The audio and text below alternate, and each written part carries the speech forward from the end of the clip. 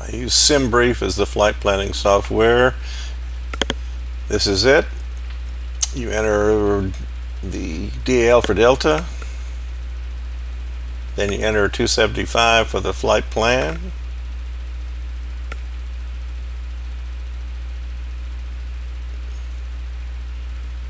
then you enter the departure airport,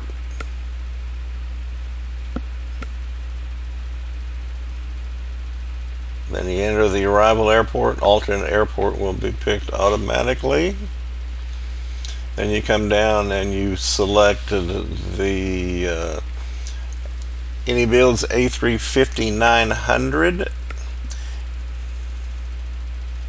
It generates the flight path, and then you come down and you select that you want to use step climbs.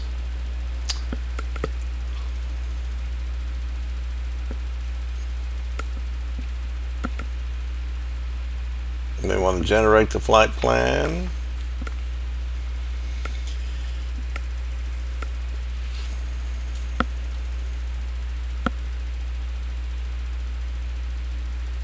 And then once the flight plan is generated, we'll make a PDF copy of it so that we can use it to determine where the step climbs take place. We're in the Inibuilds A350-900 in a cold and dark state. The intention of this video is to make the video as short as possible and not do things that will not necessarily contribute to an understanding of the system. I'm not going to do the fire test, I'm not going to do the safety inspections, or I'm not necessarily going to do something where the switch or whatever is in the correct position.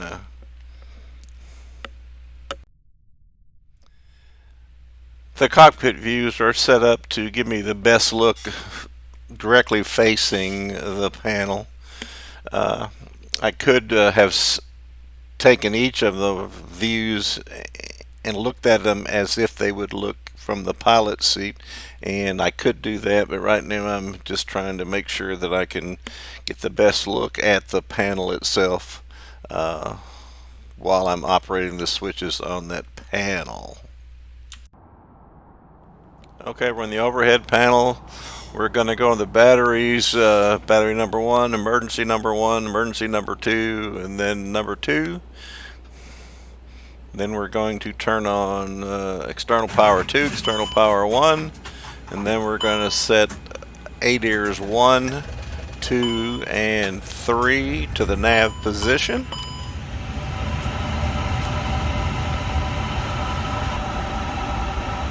Then we're going to go to the OIS and bring in some of the SimBrief information.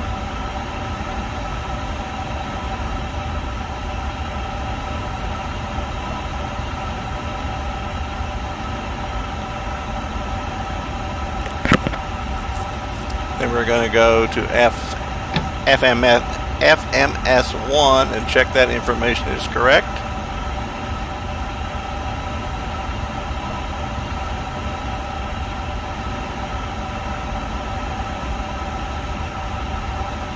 Then we'll go to the init page and we'll hit the company flight plan button. We'll get that it's pending, and then once we get received, we'll hit received and we'll get an enter, and that will put the flight plan into the FMS.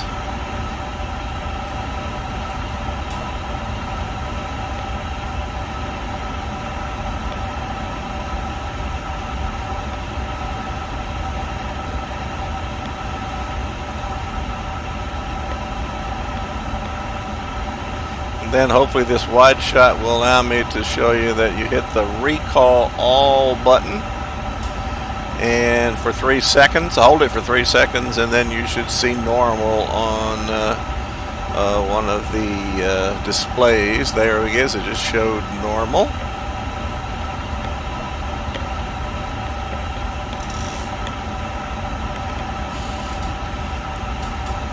Now we're going to set up the RMP's radio monitoring panel, and we're going to VH1, and we're going to be able to transmit and monitor VH2. We're going to be able to monitor. And then we'll monitor the intercom, the cab, and the PA.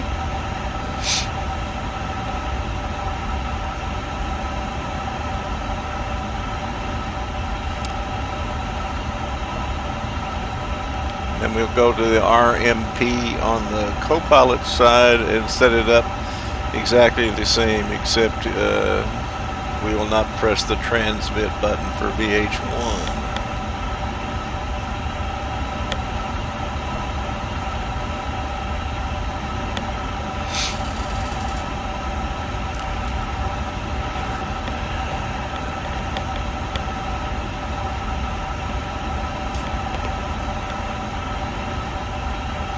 We're not going to do the fire test, as I mentioned before.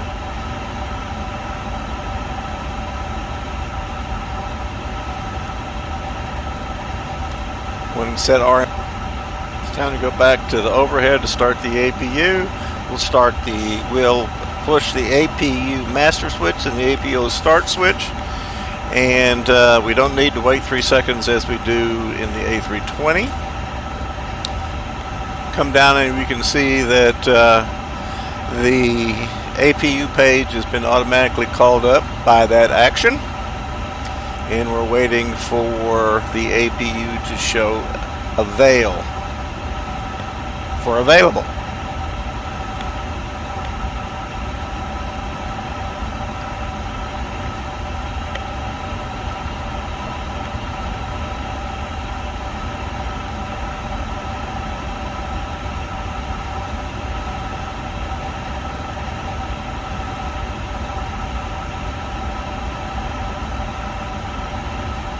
Once we get the avail light, we'll go back up and we will end up turning on the APU bleed and turning off external power number 1.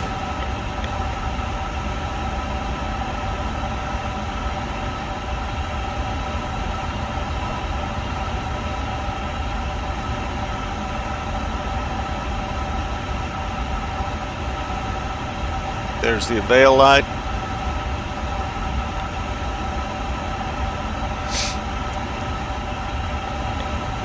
Okay, APU bleed on, external power number 1 off.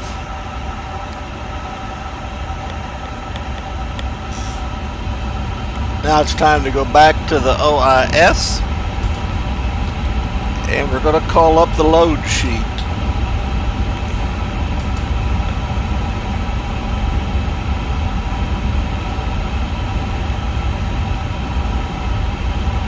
We're going to call in the SimBrief data, which has our fuel calculations in it.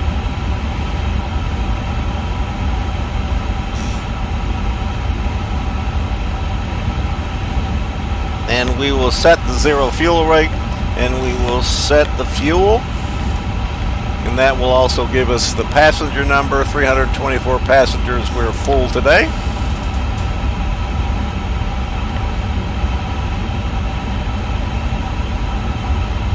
And we'll go to the takeoff performance page, and the red indication indicates that I'm stupid. I forgot to hit sync with SimBrief so the program would know which airport we're at. Once we hit sync for SimBrief and Detroit airport shows up, we're good to go. We'll hit sync. Hitting sync brings in the current weather, and then we can see the other things that we have to decide. What's the runway condition? Are we using anti-ice? What's our flap configuration? What's the air conditioners? And what's the thrust, flex or toga? Let's check the with ATC to see if our weather's correct. County Airport, Information Quebec. 1153 Zulu. Wind 215 at 9er. Visibility 9er. Sky conditions, scattered at 9er 500 feet. Broken at 25,000 feet. Temperature 7. Dew point 0. Altimeter 29er 59er. Density altitude 100 feet. Arriving and departing runways 22 left, 22 right, 21 left, 27 right, 21 right. Advise on course heading, altitude, and if basic information service is requested. Read back all runway and hold short instructions. Advise on initial contact. You have information Quebec. Detroit Metropolitan Wayne County Airport, Information Quebec. 1153 Zulu. Wind 215 at 9er. Visibility 9er. Sky conditions, scattered at 9er 500 feet. Broken at 25,000 feet. Temperature 7. Dew point 0. Altimeter 29er 59er. Density altitude 10. Okay, there are 4 things we can check in terms of fluids. Well, 3 fluids and 1 other. We can check the oxygen. We can check the rain repellent. We can check the hydraulic oil, and we can check the engine oil.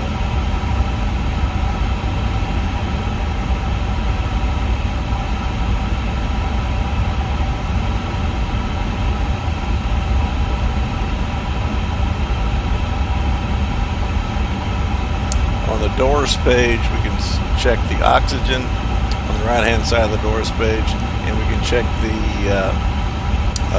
rain repellent.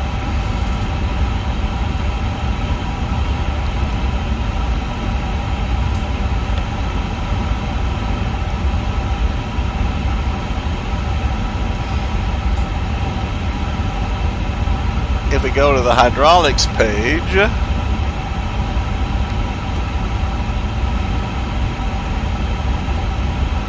we can see the accumulators for the 2 hydraulic systems and where they are in terms of being full.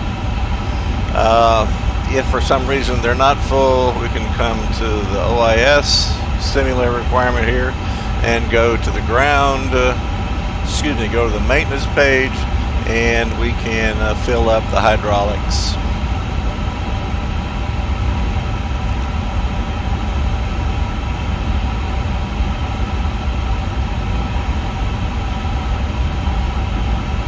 Which we just did.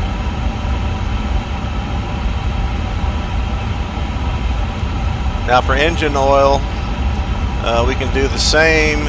As you can see here, we can fill it, but first we have to know how much is in there, and to know how much is in there, we have to go to the engine page, and when we call up the engine page, we will not see the oil quantity without turning the FADEX on, which are in the very top of the overhead. Turn the FADEX on, and you can see how much oil we have, and if we don't have enough, then we can fill it on the OIS page, just as we did for the hydraulics.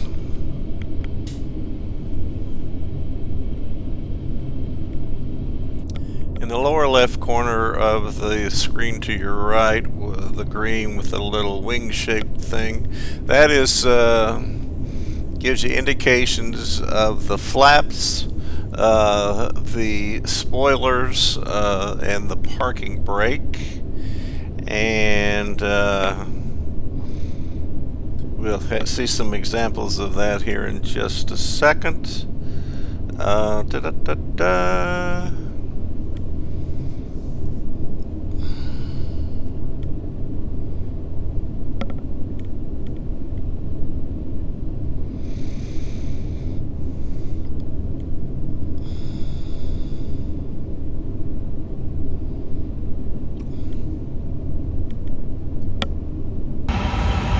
That's what it looks like if the flaps are extended. That's what it looks like if the parking brakes are taking off.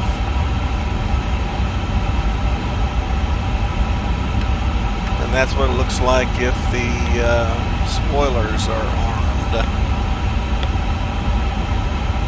Landing gear indication is there too. Okay, for the flows, we're going to do the overhead, left to right, bottom to top. We're going to make sure that the evac switches to into the captain position, that the oxygen switch is on, that the ground control is on, nothing all the way up. We're going to go to the middle, the normal standard lights are on, and then we're going to take the seatbelt sign, as long as the refueling has been committed, and turn it on. No smoking to arm, no mobile to arm, emergency exit to arm. And then we'll go up and take a look at the white lights associated with the fuel pumps. The only way to turn them off is to actually turn them on. And we're going to go left to right and to turn them on, and if they need to be turned off, you would go right to left. If you continue on up, there are no other changes. On the right hand side, there are no changes. If you go all the way to the top, you'll see the CVR button. In the A320, when you press the CVR button, after a few seconds you got a ding. Here you do not get a ding. The only indication that something would be wrong would be if you got an ECAM alert. Okay, now we're going to go to the main panel.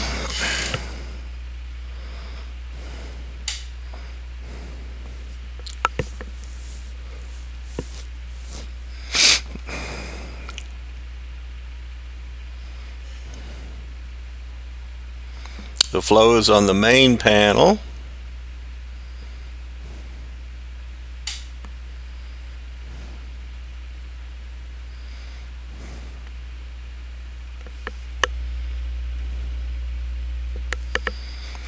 The MIR data, FMS, they're in the right position. Air brake and anti-skid are in the right position. EFS will send later when we do the FCU. Okay, on the pedestal from left-hand side from top down, everything is okay. Spoilers from the middle down, everything, all of the engine stuff is in the right place. Good. On the right hand side, top down, everything is in the right hand place, flaps, etc. So we're good to go there.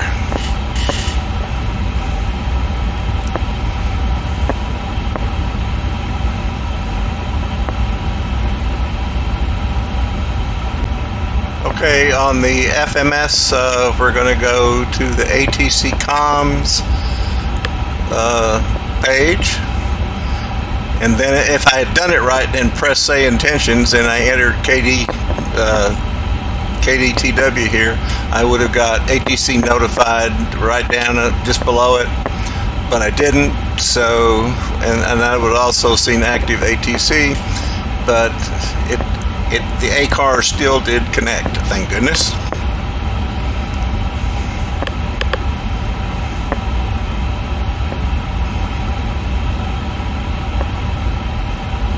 Just click say intentions the way I was supposed to do at the very beginning. Okay, I can get the digital ATIS tab, and that gives us the digital ATIS for the departure, the arrival, and the alternate.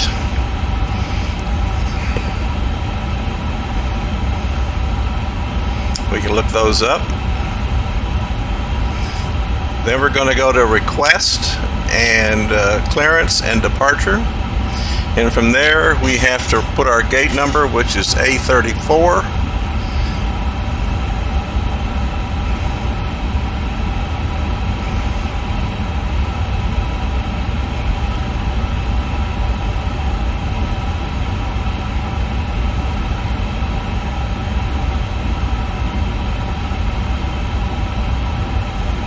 And in the next box, we have to put the first four letters of the ATIS code, first four letters of India, Bravo, Charlie, Delta, whichever it happens to be. And then you hit move to mailbox.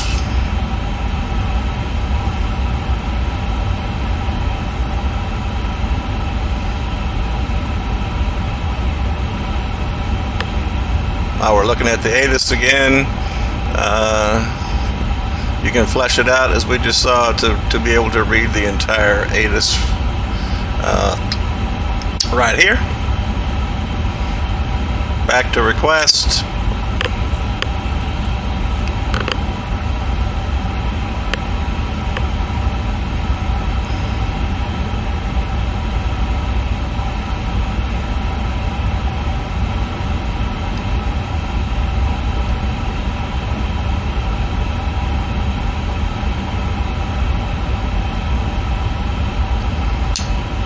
Okay, a little messing around, back to request. We can try again. Must not have known before what the ATIS code was. Again, we put in A34 here.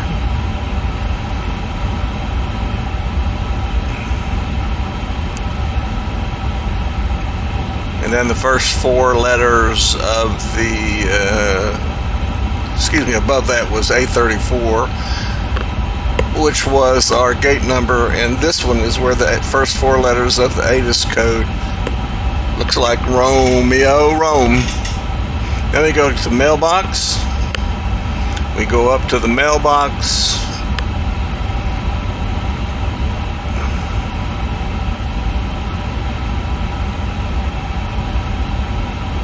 There's our outgoing request.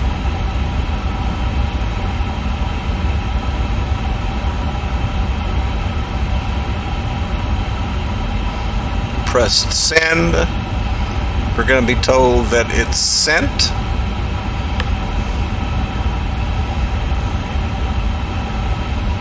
And every time you get a message, you're going to get that tone like a phone. That's the message telling us that they received it. And that's the message giving us our pre-departure clearance. Captain George, boarding has commenced and the first passengers are now aboard the plane. Good morning, ladies and gentlemen. Okay, that's going to give us clear to whatever airport, and my name is Caroline. what's the initial altitude, what's the departure frequency, and what's the squawk code. And we have to acknowledge that we're going to comply. Wilco. If you need any assistance, don't hesitate to ask one of us. Thank you and enjoy your flight.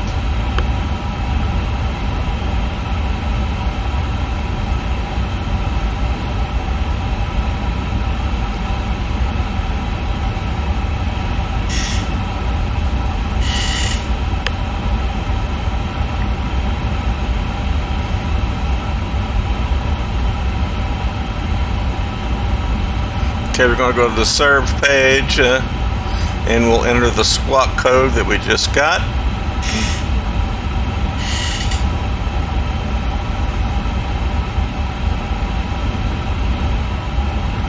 Look up here and see what it is. Come down here and enter it.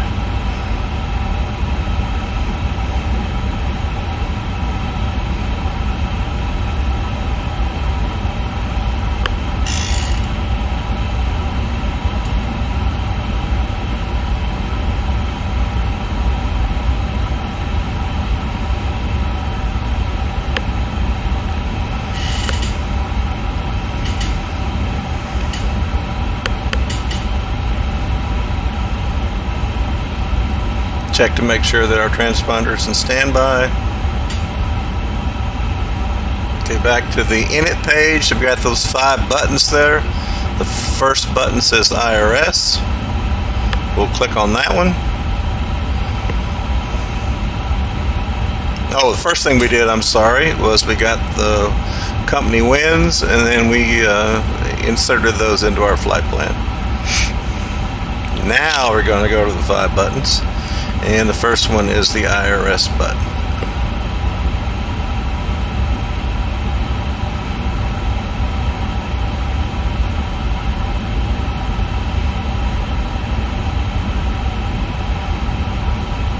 Okay, the IRSs are all calibrated, they're in nav. If one of them wasn't, okay, then we're going to go to the departure tab, and we're going to put the runway, which was 22 left, and we're going to put the SID, which was I forgot which one it was, so it's not important. What's important is that I selected the right one. And then based on that, we're going to select the transition. And then we're going to come down and temporarily enter it, and then we're going to permanently put it into our flight plan. Then we're going to return to the init page.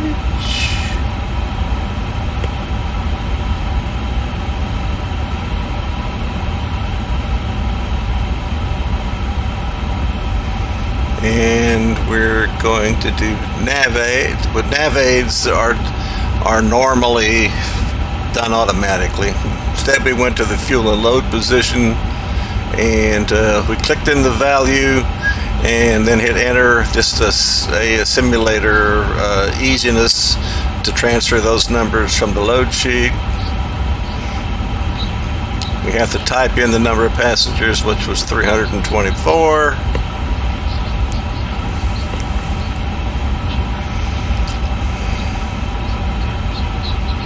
And if I believe what I'm reading down there at the bottom right, that tells me that I don't have enough fuel. But again, I'll have to ask somebody knowledgeable to determine what's the answer to that question.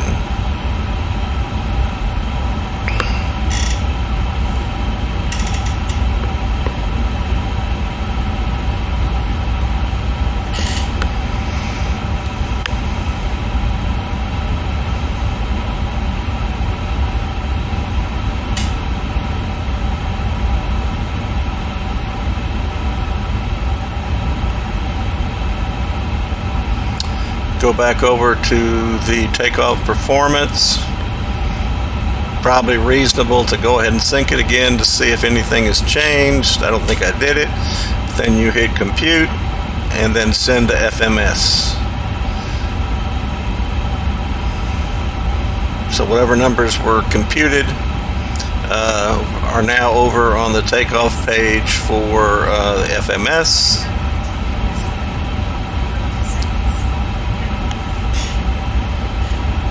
And we transfer those values into the FMS. We also check to see if the air conditioner, the packs, and the anti-ice were transferred over correctly.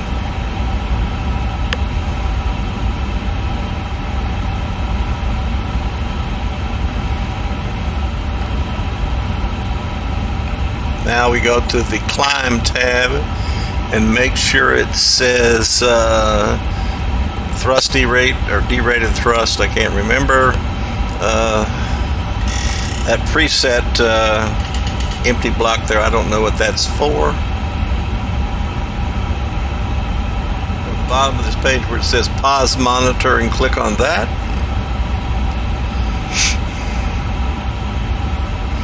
That brings up a bearing and distance. And what we have to do is put KDTW 22 left. We want to know how far and what the bearing is at any given time to the runway.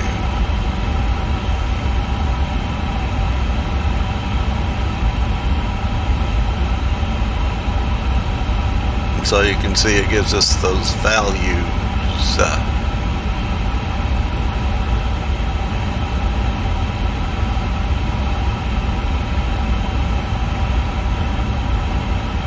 Okay, our next step is to go back to the flight plan page. And down at the bottom where it says fix info, well, we're going to go to flight plan info and then to fix info. And then we're going to go up and put the reference information, which is KTDW 22 left.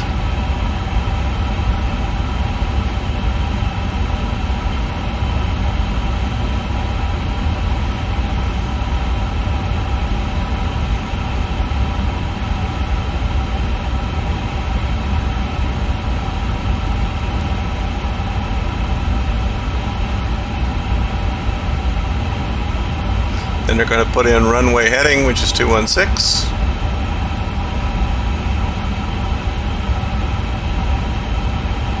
And as you can see up there on the nav display, we had a line going off the continuation of the runway. Our next step is to look at the secondary flight plan 1, 2, and 3.